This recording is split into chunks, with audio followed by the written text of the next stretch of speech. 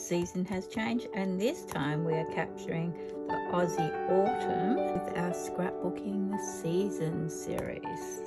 If you have been tuning into our summer series, you will know that there are scrapbookers from the US and from Australia and perhaps elsewhere around the world choosing to focus on using up their stash and scrapbooking themes related to seasons. So I've created my own collection again from my stash. I have focused on 2 different papers this time. So I've been pulling my other papers from the colors that are in these 2 papers. It's packed with both autumn tones and some lighter, fresher tones, as you'll see. I'm trying to pull and draw in the essence of an Australian autumn season. Autumn for us means quite a few showers, lots of rain generally. It also means the changing of the foliage. My husband, being a good gardener, very early on in planting out our block, put in quite a few deciduous trees. So every year I'm always scrapbooking layouts about what our trees are looking like, the seasonal colours. So this does have a few of those sorts of seasonal autumn tones in it. I'm also remembering that Easter falls into this period of time for us. So when you'll see that with some of my tools that I'm using, stamps and stencils, I have selected some that relate to Easter and rabbits, as you will see. Let's have a look at what I've selected. So as I said, this is the first one. This is a craft consortium paper, double-sided, obviously vegetables and strawberries. A few flowers, strawberry flowers with the strawberries. I love this one because it does have rich autumn colours to it. Even though autumn for us is not pumpkins. Pumpkins have already been harvested. Pumpkins are a summer thing for us. Carrots, yes, we are still harvesting carrots. Peas are really more summer. Looks like there's turnips in there. Our turnips have finished. We also harvested the last of our turnips in summer. We have still got tomatoes happening.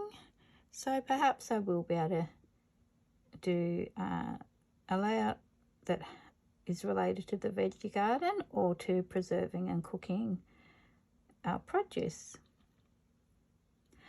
The next one is also from the Craft Consortium.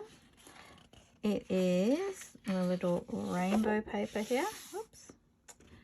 And you can see it's got the cutest little robins. We have so many robins at our place, as well as wrens. So I thought this was quite sweet. What I liked about this was it had a lighter background, so it will lift up some layouts with this off-white background. And there's little hints of blue butterflies, little blue flowers in these little bunches here.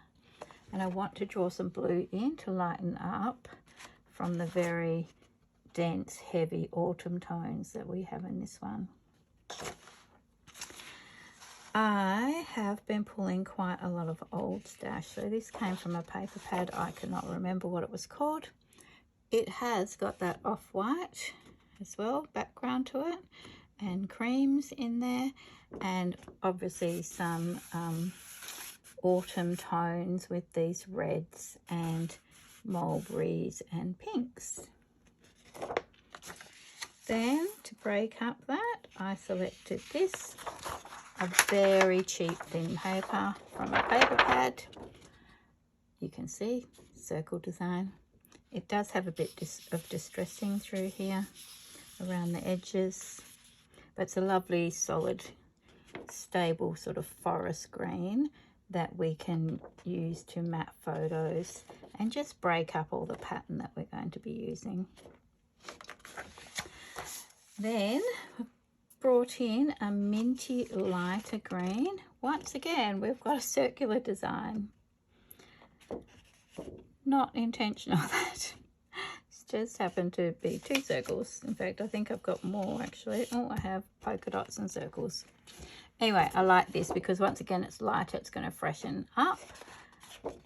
Just one-sided. Not sure where this came from. It is pulled from a paper pad obviously, but I do not know the designer. Sorry about that. This one is also from the Robin collection, from the Craft Consortium. I quite like this vertical pattern through here. I don't know what I'll do with it, but I quite like the idea of using it in those strips. It's quite dark with this very dark tealy grey sort of background, but I feel that it could be quite useful. The other side is a cut apart, and you will see in a moment that I have actually selected one of these from a different sheet to use as an embellishment for a layout. Here's another dot. A lovely, oh, it's sort of a wine red. Very, very crimsony, mulberry even. Beautiful. Just a cheap paper, but it's going to be great for matting photos and breaking up patterns. Then, of course, we need a floral. Got to have a floral in every collection. And I quite like this one. It's a bit unusual with having teal and green flowers, or teal. Yeah, it's sort of teal and a, what is that colour? Aqua? No, I'm not sure. But it's interesting that it's not your standard colours of realistic colours of flowers. I quite like that. So bringing that in, it's also bringing in a little bit of pink to lighten things up as well. Then this gorgeous one. Oh, if only I could remember where that was from. Beautiful clouds. Love this. It's got some distressing. It's got some like a stamped image in here. But what I really love is this. So pretty. Love it. So it's definitely for this side and probably as a background. I will not be using the polka dot on the other side. Then I've got another mulberry one. Another thin paper out of a paper pad. A monotone paper which could be used for matting photos or building up layers on a scrapbook page. Then I've brought in another one that reminds me of pine trees, even though they're not. It is just triangles in this very rhythmic pattern, rose. Nice, lovely evergreen green. Then I have pulled this garden paper, which is a Craft Consortium one as well from the Robin collection. That is the other side. I use this in my summer collection, so if you'd like to go and have a look at those videos, you will see me using this side of it. I may have even used a little bit of this side. You can see it's just garden tools, Wellington boots, watering cans, gloves, seeds. So if I do some garden layouts, which I'm bound to do, I always do, you'll see this being used. This one I pulled because of the whole idea with Easter, even though I'm not really sure if it is eggs, but it sort of reads as eggs to me. I like that it was just sandy, quite neutral. It could work well with that.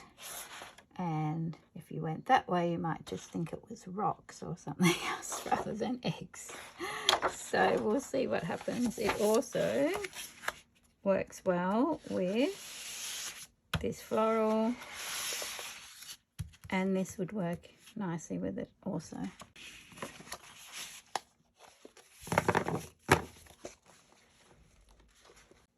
So let's have a look at the embellishments. I've pulled a whole heap of stuff.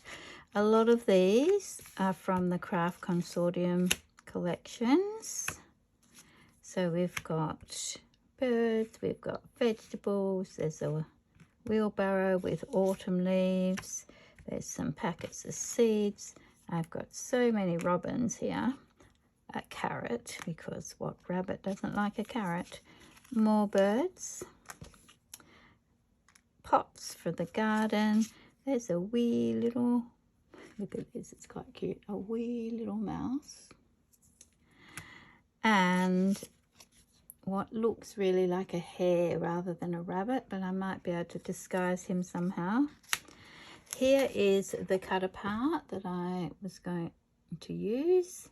It's got autumn leaves, autumn trees, a wheelbarrow there, looks like it's got wood in it or something.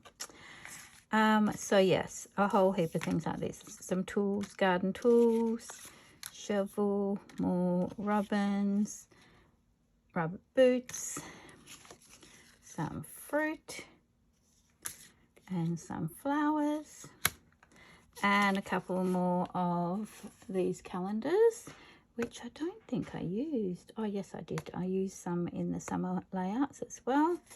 And then I'm going to try and pull some things out of these, which are from Paper Rose Studio. So they're embossed die cuts. This one is all about tools. I'll give you an example there. Can you see that? So I'm going to try and use some of these. And I've also got this one, which is called Dad's Shed, which I did use also in the summer collection. And you can see there's a whole heap of different things in there which we can use. So that's the embellishments. I might just move this across and let's have a look at the stencils that I've selected. So the stencils, there is many. Okay, so in the summer collection, go back and have a look at that when you've got time. I did have quite a big vine foliage stencil that took up this much space. This time I'm going with this one. It is fairly new. I did buy it last year. I have used it. It is called Hanging Vines, and it is quite good for doing just a border along the bottom of something. Yeah, or really good to like layer photos in front of it, so you just have some vines coming up and around. So that will be used. Then I did mention I had Easter, so I've got this little rabbits, which is called Hoppet, and it's from Funky Fossil. Great for doing a little background or using to make a tag. A background on a tag would be so cute with that. So that should be fun to use. This one, oh no, there it is. This one, which I used in the summer collection as well. I will try and use it again. It does have some carrots there. Can you see those? See, there's a carrot and one there. So, oh, there's 3 carrots on there. So hopefully I'll be able to incorporate that with my Easter and rabbits. We'll see. Then, just in case I haven't got enough dots, I've pulled this polka dot, which has got really, I'll bring it right up. It's got like distressed edges on the dots. I quite like it. So we're going to be using that. And then also I have got this. Now this was given to me when I went on a scrapbooking crop. It is called Slimline Hillside Stencils by Lawn Fawn. So I'm thinking that the idea is you just use it, you know, to make hills. So I guess stenciling, inking, ruling lines, however you feel. Anyway, I'm going to try and find a use for it. I figure you could make sort of a repetitive pattern with it perhaps. It is only 9 inches wide, but I'm sure we're clever enough that we could extend it, move it to extend it and do something with 12 inches. We'll see. it may be a challenge. Now, let's have a look at the stamps. There is so many stamps. Might change that background.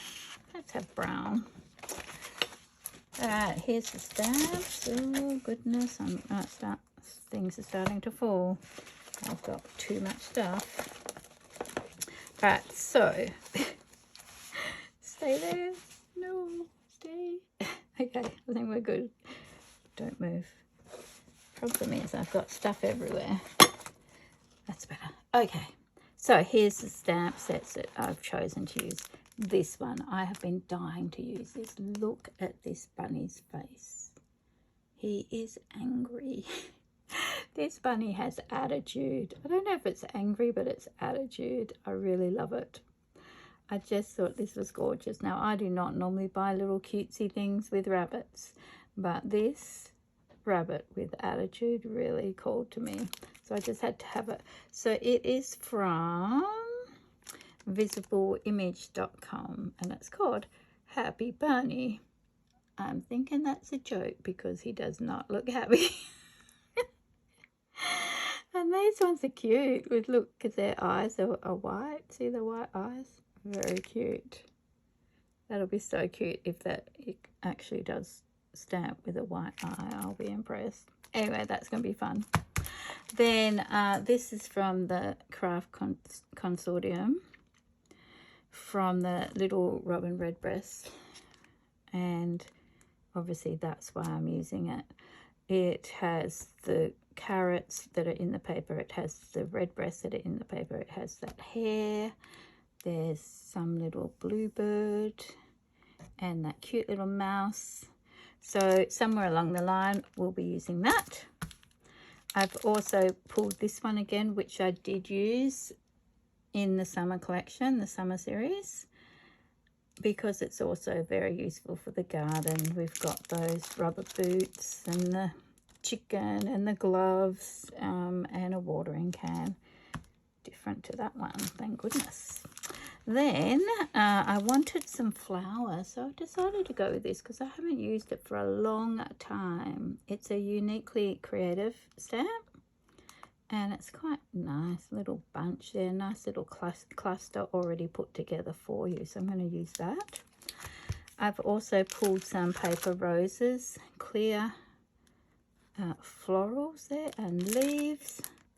What is this one called? Oh, they're peonies. Peonies die set. So they will be nice. And then I've pulled this Vicky Booten one because that bird is just so cute. And I really like these leaves because they're a little bit contemporary and unusual. And nice flowers there, so that will be fun too. What is this one called? I don't know if maybe it's called Noted or So Fun. Oh, it's called So Fun. There we go, right there. Can you see those leaves, how they're very stylized, contemporary? That's what I like. And then I have got some photos of me and my daughters drinking. Yes, we do love a gin and we do love a cocktail. So I think we just have to use this. And I really love these grungy drips and that, splatters. Anyway, it's fun. It's another Visible Image stamp. They do a whole range of these drinking ones. There's a Scotch one, I'm sure, and maybe champagne or wine. There's definitely others. I'd really like the Scotch one as well, but I'm more of a gin drinker. And then I've pulled in some text ones. So we've got this one. This is so old. I use this so much. It's probably my most used stamp ever. I just love these titles and quotes. Really easy to use. Pretty much can use it on any single layout you created. There would be one thing there that you could use. So it's just really a reliable stamp. If you are able to get this, I would highly recommend it. You never know, someone might be clearing out their stash. It is called Document by Kaisercraft. Document. Now, this is, as you can see, from Natalie May Scrapbooking. This is one of her designs. It's funny. I really like it. So it's got blah blah blah, yeah, nah, no, not today, WTF, nope, what the actual, are you freaking kidding, seriously? It is funny. I really like it. It also has, I'll have to just move that out of the way. It also has this section down here, which is all about an original art piece. So great if you're doing something about you creating your own art. But I bought it because I just think this is really funny. And we've all been in that situation where we're going, no, not today, not happening. Or seriously, are you kidding me? So I just think it's really cute and funny. Yeah, if you haven't checked out Natalie May, please do. Australian, fabulous lady, doing it alone. She's doing a great job, and she's creating a lot of new products for us. She does stencils, she does rice paper, she does stamps, and her main interest is mixed media, so she does workshops on mixed media. Fantastic, really great lady. Oh, and she loves Vicky Booten. In fact, Vicky Booten came to Australia to hang out with Natalie May and do some workshops. So check her out. Anyway, last one. I really want to use this again. I haven't used it for a while. Let me just show you. It is this huge sheet like this of all these fabulous little, what would you call them? Badges? No. Anyway, text that you can add, and you can do them in all different colors, and I think they might be a bit of fun and a bit more embellishment for us. Then the next plan that I had is a little bit different. I bought a mold a long time ago. Wow, when I say a long time, you know, it was probably 12 months. But I've had it a long time and not used it. So I'm pulling it out and hopefully going to try and use it. So I don't know if you've used molds yourself. They can be super fun. This one is called Vintage Roots. And it happens to have a carrot. Can you see that? There's a carrot. There's also a mushroom. And I don't actually know what that is. Some sort of bulb that's growing, and this looks like a beetroot. So I was hoping, I'll pull it out actually, I was hoping that I could use the carrot. Now when I've used these sorts of molds before, this one is solid, this is serious quality. Look at that, it is amazing. It's got some weight to it, but it's super flexible.